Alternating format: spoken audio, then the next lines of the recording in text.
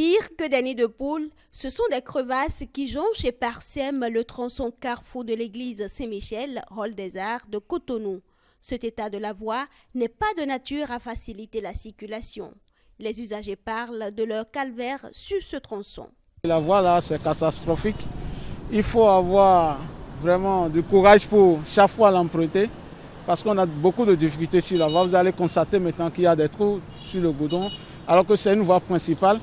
Et beaucoup de voitures, beaucoup de personnes sont sur des allures, mais arriver là, ça crée beaucoup de dégâts. Beaucoup d'accidents et tu es obligé de ralentir à un point très lent pour passer.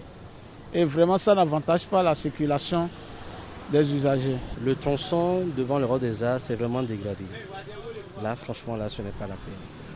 Chaque jour, c'est avec les mots, on tombe dedans avec les douleurs d'articulation, la moto prend des chocs.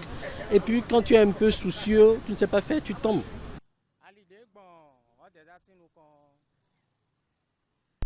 La voie qui passe devant le Hall des Arts est vraiment dégradée à deux endroits. La première partie, c'est devant le grand portail et la deuxième partie, c'est après l'entrée principale du CPA. Surtout la nuit, quand vous n'avez pas un bon phare et vous tombez dans ces trous, vous ressentez le choc au niveau de la hanche. Conscients de ce que des efforts sont en cours dans ce sens, avec le projet asphaltage, les usagers rencontrés plaident pour une prise en compte rapide de ce tronçon. Si le gouvernement, avec leur réseau d'asphaltage, peut faire quelque chose, tout au moins, ne serait-ce que couvrir cette surface-là qui sont déjà dégradées, ça sera vraiment pour notre bonheur, ça va vraiment nous aider beaucoup, car nous souffrons beaucoup.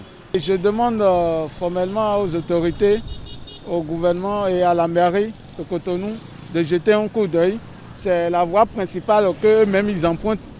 En attendant que les travaux de réfection de cette voie ne démarrent, les usagers doivent encore faire preuve de patience et d'endurance.